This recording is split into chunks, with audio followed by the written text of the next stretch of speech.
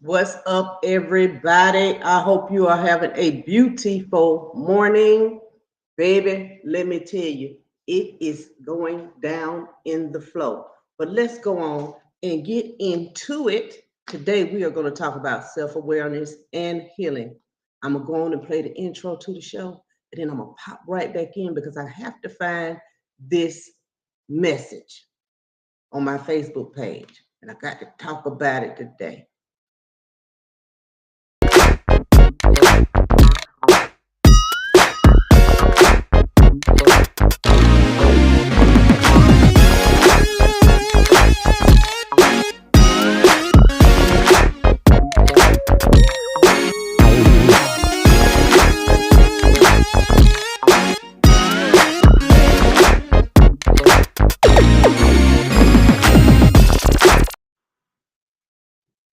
All right, everybody, let me tell you about this post. This post that came on my timeline really did something to you girls, equilibrium. Because so often, a healed person in certain areas, because you're healed in certain areas, and there's healing still taking place. If you're still alive, there's healing still taking place.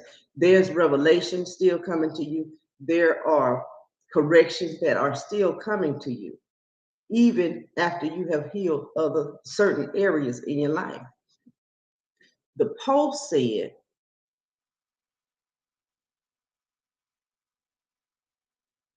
I forgive those people that have hurt me.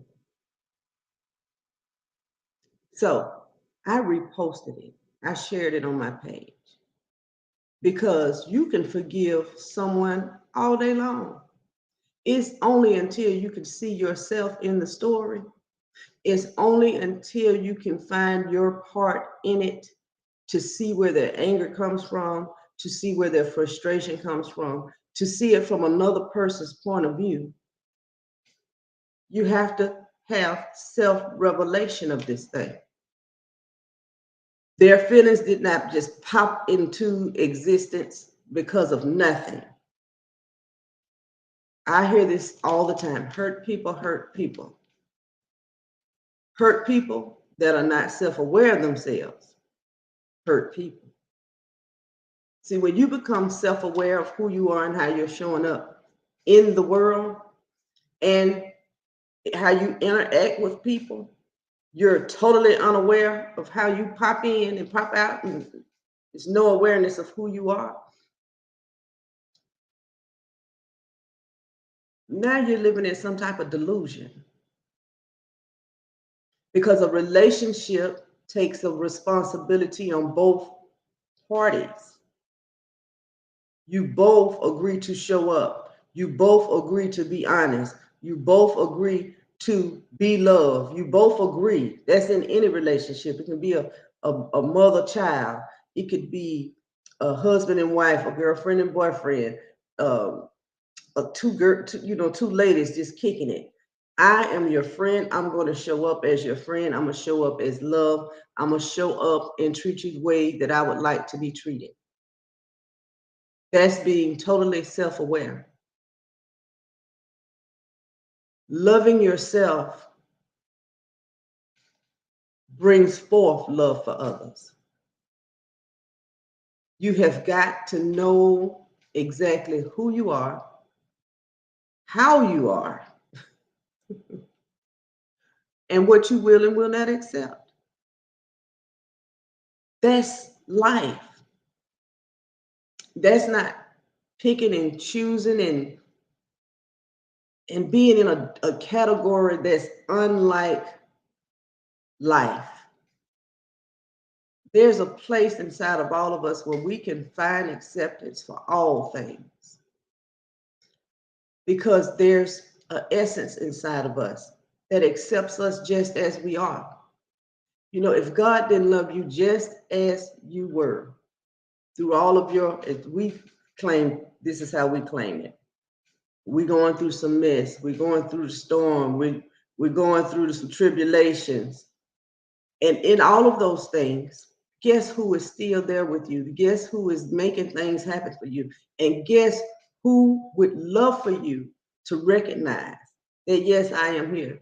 Yes, you are blessed. Are you aware of what you do have? Instead of being aware, so aware of what you don't have. Are you aware of what you do have? Are you aware that you woke up this morning, that you had running water, lights, that you had clothes? You could go into your closet and pick from an array of things. Are you aware of these things? And being in that space where, yes, tower moments happen. Tower moments happen to reveal to each person something, something that they may have overlooked, something that they wanted to blame someone else for. We have got to stop playing the victim. There is no victim in life. There is only life in life. And to be able to recover from the traumas in our life is being able to be aware of how you showed up in every condition. Not better than, but just as. The same type of different. I'm not different than you. I am a reflection of you. And you are also a reflection of me. So that thing that I did to you that caused you harm, guess what?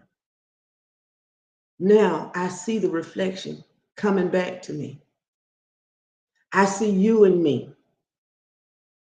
Not the me that I am now, but the me that I used to be. I see it. Being mindful of what are your addictions, because we all have something. This planet is habit forming, and you have got to accept it. We can go from 0 to 1,000 quickly on this planet. A lot of times that we go 0 to 1,000, it's because we're trying to fit in. See, I don't fit into nobody's box. I'm not trying to be in anybody's box. This is Latiska Power. Okay? Your homegirl, your pastor, your friend, your mentor, your consultant, I am all of that. I wear many hats and I wear them all well. When I put one on, that's who I am at that moment. And I thank God for creating me the way that God created me. I thank God for giving me the life that God gave me. Because see, if I didn't walk the walk of having addictions, or if I didn't walk the walk of being promiscuous, or if I didn't walk the walk of being a habitual liar, or if I didn't walk that walk, I couldn't get on here and tell you not nothing. Not nothing could I say to you. And I wouldn't even want you to listen to me because I don't want to be a mask of something. I want to be totally transparent of the things that are going on, the things that I have lived through, the things that I know to be a fact. Let me tell you something about wisdom. Wisdom is you can look at somebody and know what they all about. You can look at them. You can look at the greatness of them. You can see all the potential in the world of them. But because they don't see that potential, which what bleeds through is all of that insecurity, all of that anger, all of that doubt, all of that abandonment, all of that frustration, all of that heartache, all of that pain bleeds through. And a healed person can look at you and tell you, baby, been there, done that. Now it's time for you to heal. It's time for you to be happy. It's time for you to release all of that stuff from your heart. It's time for you to be healthy and whole. It is time for something to transition inside of you. And it starts in your mind. Nothing can change until you change your mind. Nothing can change until you change what you are totally aware of about yourself, because it has nothing to do with other people. Life has nothing, absolutely nothing to do with other people. People are people. You have to accept them just as they are. You can accept the old parts of them that they have thrown away, that you keep replaying, or you can accept the new person that stands before you.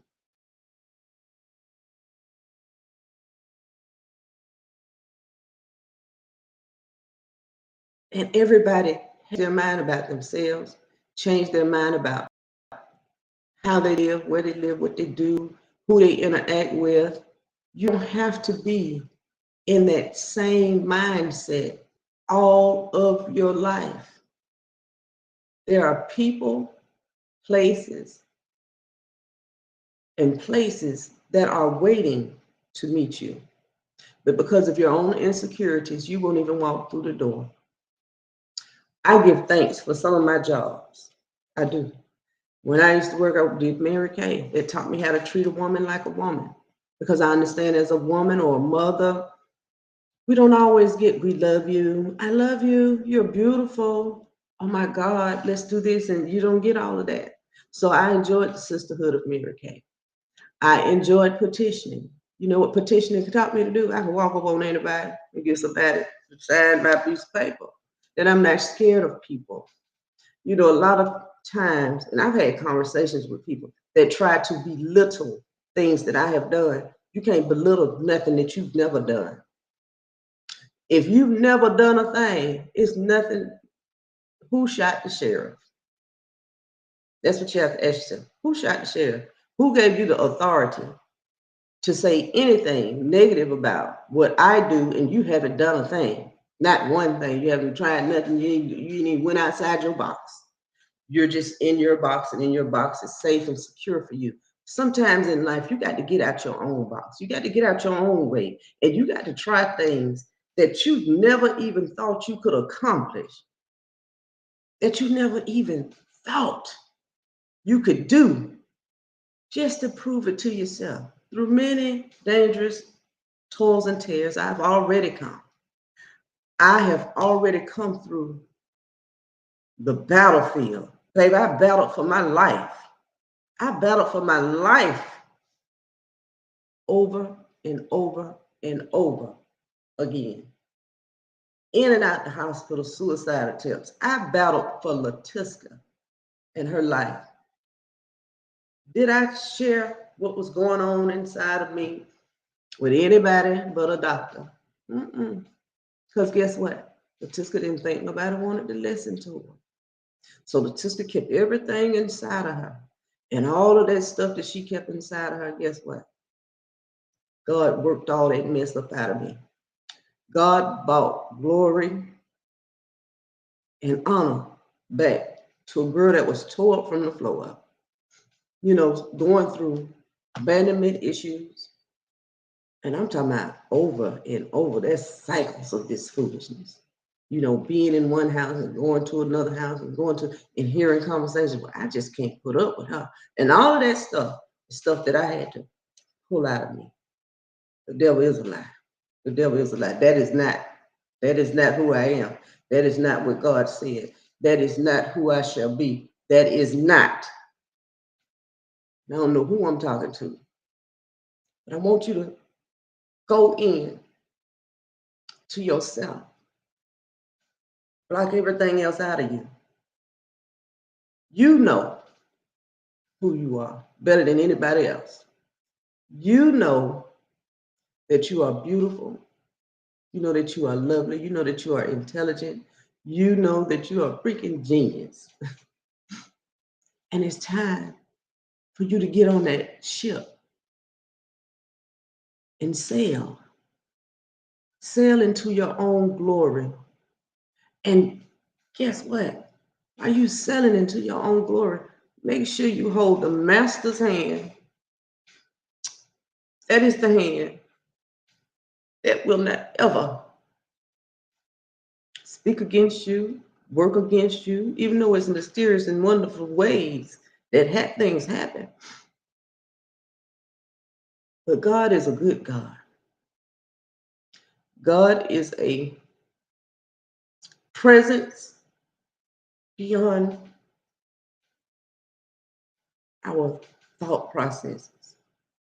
God is larger than, babe, I look at my house and that's all I see. I see thoughts of things that I said I wanted. And here I see, let me tell you this. Yesterday I'm sitting in the car, I was taking one of my pastor friends to the grocery store, and while I was sitting there, a message popped up on the phone. And I looked, and it was one of my old shows. My old show. And at the end of that show, I was doing a prayer. So I sat there and I listened to the prayer. And in this particular show, I was talking about my children. This particular show, I was talking about my children. And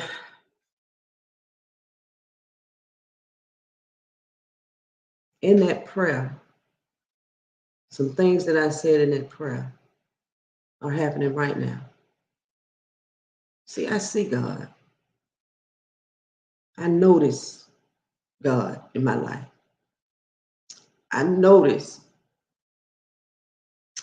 the presence and how safe I am wherever I go.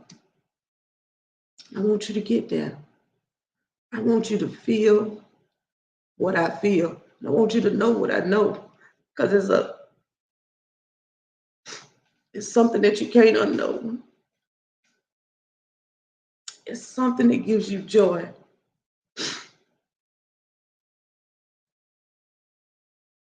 In the middle of a wheel,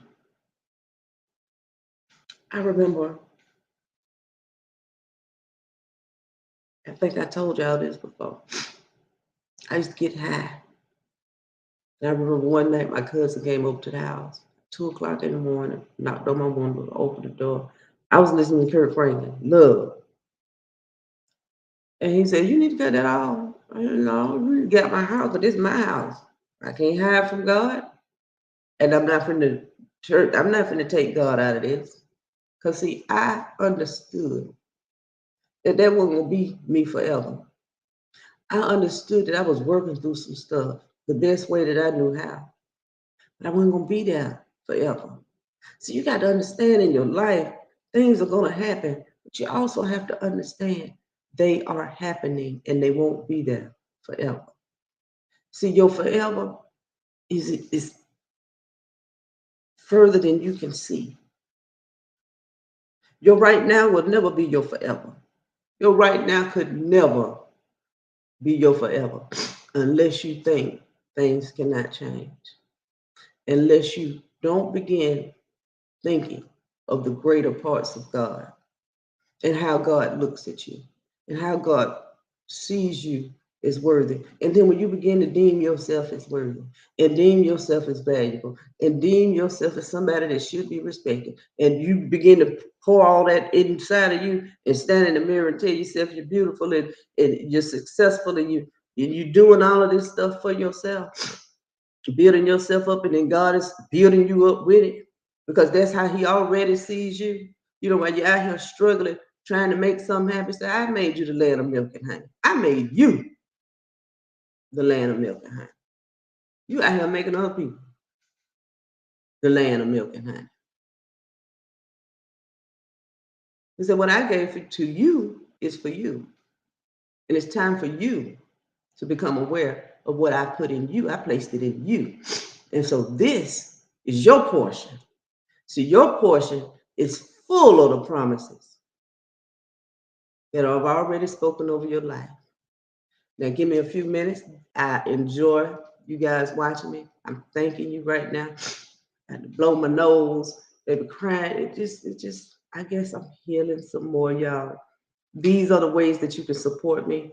Please be mindful that the book was written for you, channeled through me, and it's just for you.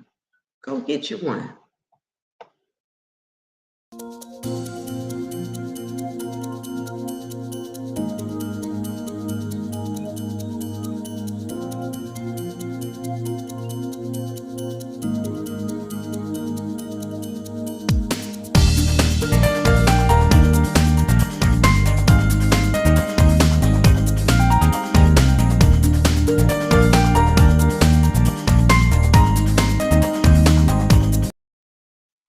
right, everybody, we are back. Let me tell you this.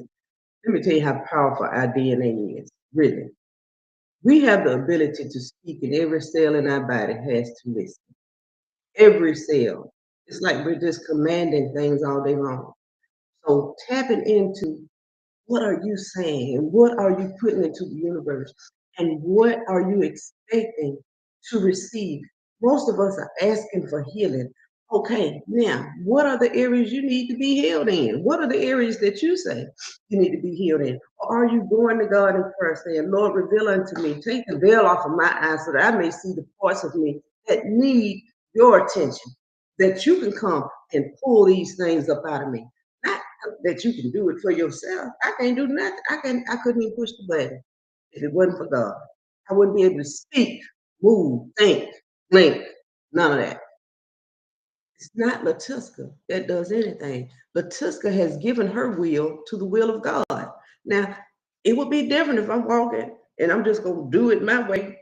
If I do it my way, guess what? It's gonna be hard. It's gonna be frustrating. It's not gonna work because I'm trying to force something that don't fit. Sometimes you got to understand you have already been ordained to do whatever is in your heart to do. All of this fear and all of these things people go through, fix it and ask God. Go to God and ask God to fix it. Fix it for me because there's no fear in you, and therefore there could be no fear in me. And I accept who you are in my life. Being aware that you can always pray a prayer and your prayer be answered. Lord, help me help myself right now. Help me, help me. Help me love me more. Help me not focus on pleasing other people and being loyal to people that aren't loyal to me. And show me the way, the truth, and the light. Show me that I'm at the end of the tunnel and I'm standing in the light because I'm in your presence with this prayer. So I'm no longer in the dark. I removed myself from the darkness and now I am in the light because I'm in your presence right now. Whether your eyes be open or closed, you can be standing up, kneeling down, walking, holding a conversation with God. See, God don't care how you do it. See, people have these imaginations that you have to do things a certain way, and you're not supposed to cry, and you're not supposed to be serious. The realest thing that you could do is to have a real conversation with our Father. The realest thing any of us could do is to bow our egos down and have a real conversation with our Father.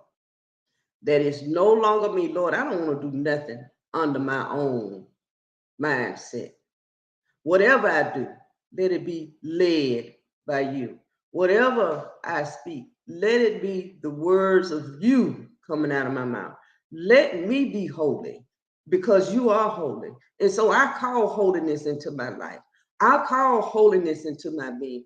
I call these things unto me, and every one of my actions should show that I am that which sent me. Being aware that you have the presence. All of us have the presence. He said, while you were in your mother's womb, I anointed you. He said, I made you all priest and high priestess. Now, whatever it is you choose to do, that's your choice. That's your choice because that's your world. Wherever you are, God is. We are all needed. Some of us chose to go higher. Some of us chose a Christ consciousness. Some of us chose to become aware to enlighten other people because we see the error of our own ways. That's why I do what I do. I see the error of my own ways, and I know how God came in, swooped in, redeemed me, gave me salvation, showed me love, gave me recovery, baby, put an IV on me, began to heal me, baby, and didn't have to get no surgical, nothing done. I remember when they told me, oh, Latuska, you have lupus. I said, no, the devil's a lie. You're a lie. So the nurse said, well, you know it's hereditary. I said, let me tell you something. My ancestors know not to give me no foolishness like that. Give me some love, but don't give me no sickness. And that's the end of that. If you want to give me something, give me some love. But I reject that. I rebuke that in the name of the Lord. Then I went to 3 doctors. 3 doctors. 2 doctors said, okay, well, this is what the test is saying. The 3rd doctor went to a specialist, the best one in Jacksonville, Florida, pertaining to lupus. Nothing. And let me tell you, the moment I told that doctor, that first doctor, that is a lie, I proceeded in that. You lying to me. Okay, I'll take every test you want me to take, but that's a lie. And I agreed with God. That moment in my life, I didn't have to take a pill. I didn't have to do a thing. Baby, my hair started growing back.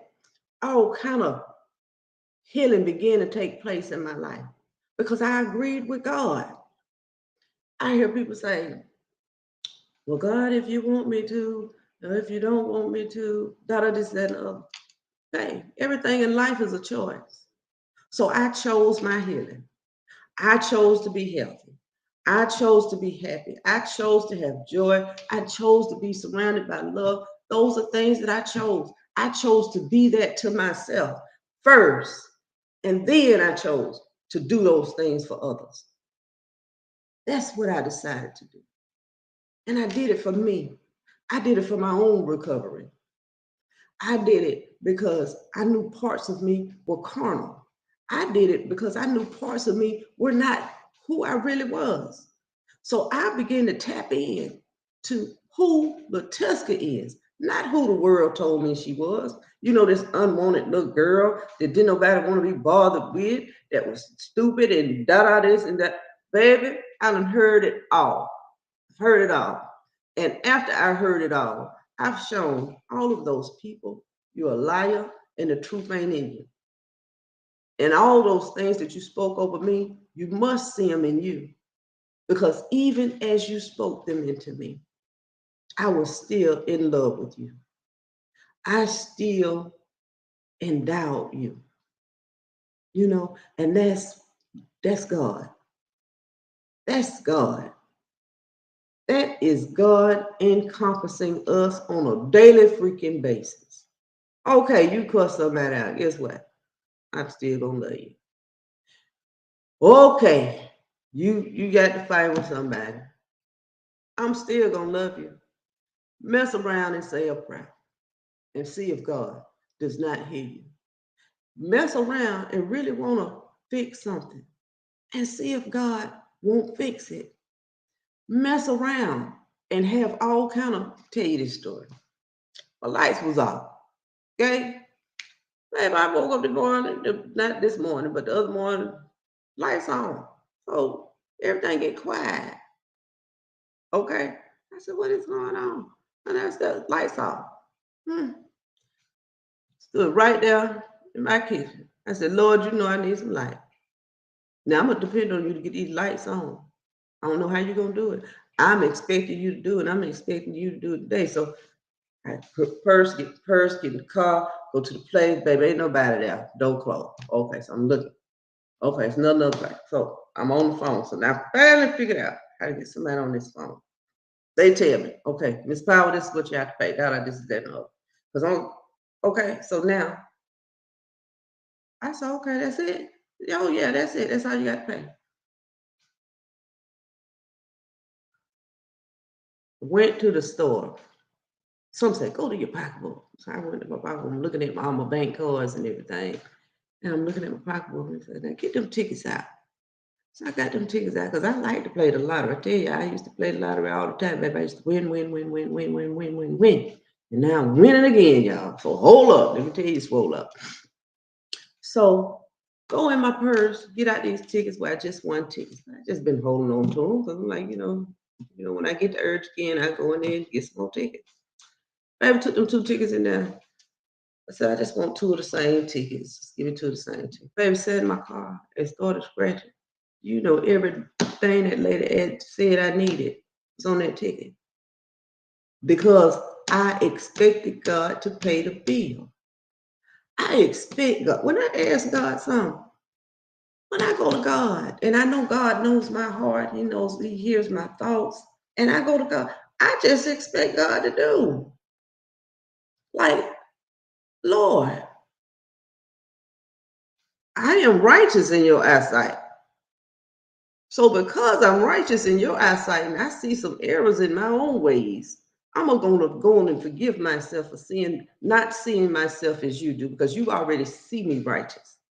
So now that I have begun to see myself as righteous, I'm going to come to you and expect you to answer this prayer. Baby, blew my mind.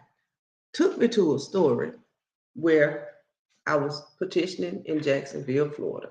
So the guy was like, we were doing a petition on lottery.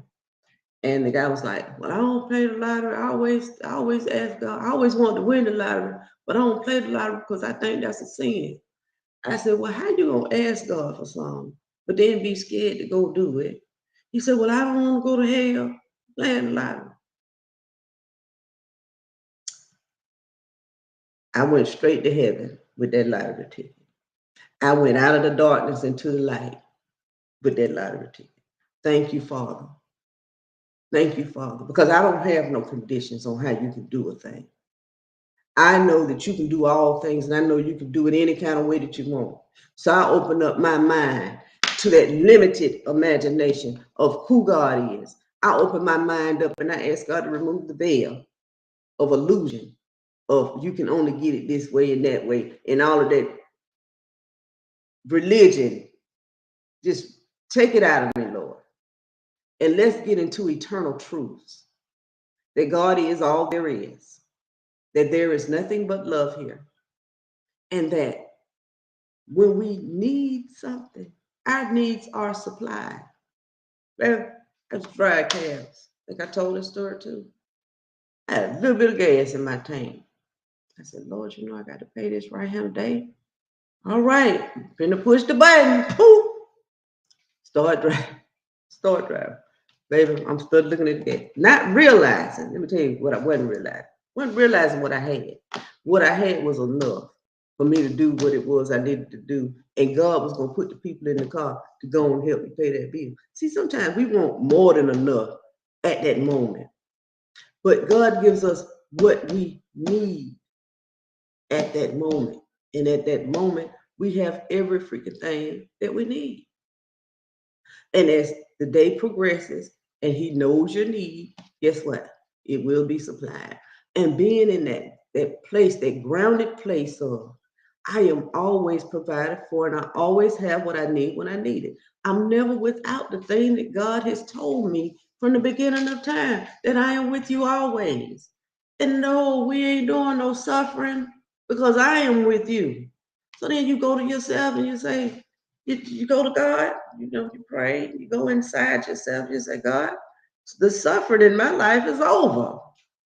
And I'm gonna put you over that. I'm gonna put that, let that be your part that you fix in my life. The suffering is over. The confusion is over. The disparity is over. I call in clarity and functioning, just being able to function and get things done in a timely manner. I call in balance. I call in the presence of who you are in my life. I relinquish all of the control that I see I really don't have. I relinquish it and I put it all in your hand because I don't want to do it no more. I just don't. Lead me and guide me. Give me the inspiration so that I may speak it, be it. Give me that. And I will do it. I will perform. I will do exactly what you have given me to do, because now I'm in your will and I'm releasing my yoke. I'm releasing all those heavy yokes of frustration. And now I'm in a place of trust in the Lord and all that you do, that we are more than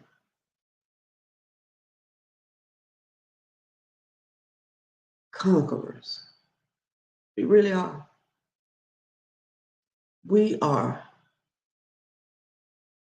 God's beloved, God's thoughts, God's perfection, God's purpose, God's vessel. That's what we are. The fullness of God's glory is in us. Can't nobody stop that. Nobody. But the person. But when you get to that part in your life where you understand it can't be my life and your life too, God. So I give myself away so that you can use me. I give myself away so that I can be a clear channel. I give myself away. So that thing that you birthed in me when you thought of me and everything attached to me, so that it can come forth, so that my destiny can be seen. Not just by you no more, Father. Let me see what you have for me. I thank you for your love. I thank you for your kindness. I thank you for your grace. I thank you for your mercy. I thank you for your compassion. I thank you for your empathy. I thank you for your love and kindness. But I thank you for enduring with me, for being with me the whole walk, the whole time. I thank you for knowing my inner works better than I know them. I thank you for your presence, not just in me, but all around me. I thank you for your safety and your comfort. I thank you for my family. I thank you for my ancestors, spirit guides, the animal kingdom, the trees. I thank you for all things that represent you, all living things, the wind, stars, the moon, the sun. Thank you. I thank you for the beautiful thing that you've given me. The greatest gift God has given any of us is life. It's what you do with your life that matters. How you want to live your life matters to God. Matters to God. And it should matter to you. And being aware of healing those places that are dead. You know, you have to look at parts of your life. I looked at several parts of my life. Several parts of my life were ditches, dry ditches, nothing else. I said, Lord, fill them things up. Fill them up, give me overflow. Do that. And God began to fill those ditches up, up. And I'm not talking about so they could dry back out. No, God filled them up so they could never go dry again. So today, I'm telling you, oh, I'm coming here and I'm speaking to you, speaking to your heart, because I'm not speaking to your head. It's not about your logic right now. It's about the things that God has put in place inside of you. It's about the presence of God and who God has been in your life. That's why I'm here today, to bring to your awareness God's eternal presence is real, surrounds us, wraps us up. It's beautiful when you can really have sight beyond sight.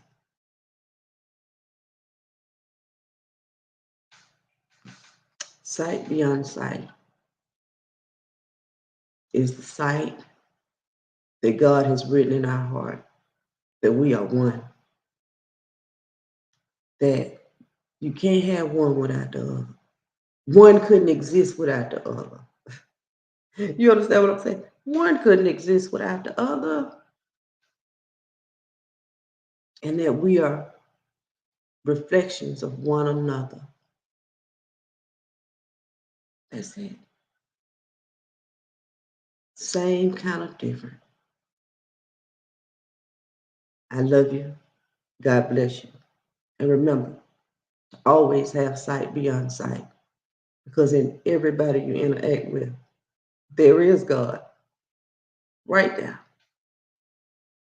standing, watching, looking for itself in you.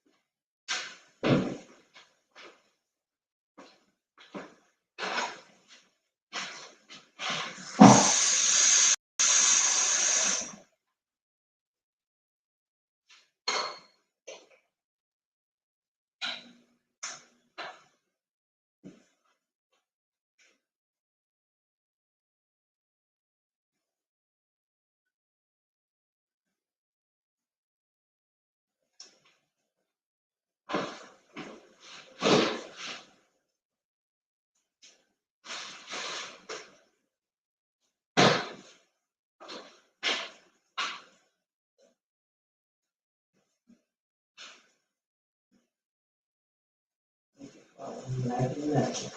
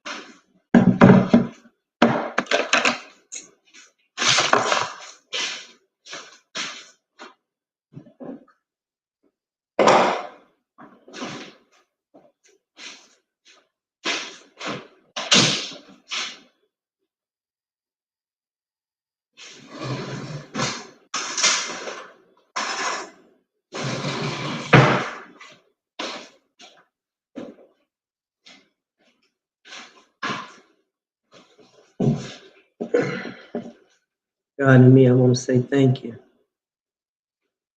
Thank you for this breakfast. Thank you for this beautiful orange juice. And thank you for everything I placed my hand on today. Thank you.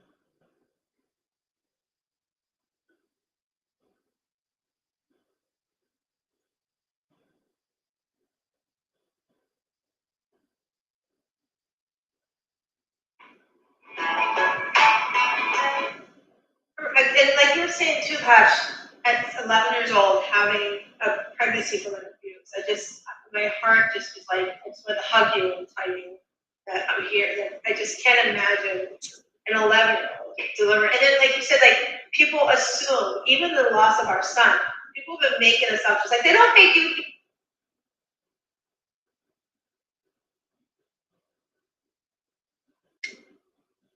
Hold on.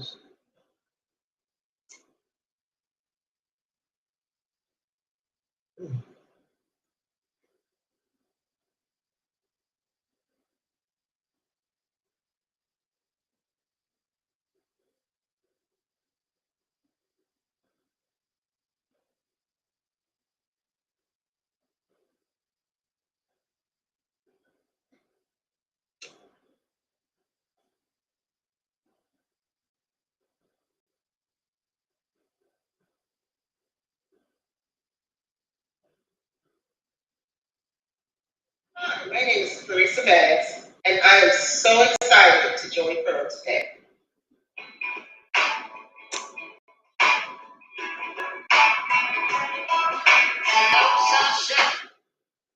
My name is Fran. She looked at me, this is a coworker, and she looked at me and she said, Clarissa, she said, for me, it's mayonnaise. I was stumped because I had no clue. And that's when the penny dropped for me. And I realized that there are more people out there than I thought. And I know that now these people don't look like what you think they should look like. They could be anybody sitting next to you that has a story to tell of similar circumstances or situations. And I thought, oh my goodness, okay, so I gotta do this. So I started it out just as workshops. And from there, I had a summit one year. I was like, this is kind of cool. And I said, okay, God, I need to be able to reach more people. How am I going to reach more people? How am I going to do this? Remember, I said also, I want to be able to heal people from afar.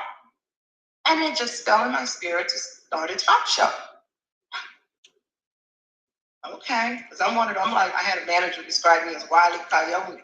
You know how you want to go off the cliff and then realize there's nothing there? That's me. So I said, okay, I'll start a talk show. I had no clue what it takes to do a talk show. I just called some friends and said, oh, talk show, you want to help? They were like, yeah, we'll help you. So we started this talk show, and when I tell you the people came from nowhere, it came from people I didn't even know. And I was so grateful that they trusted me to tell their stories. And many of them were telling their stories in public for the very first time.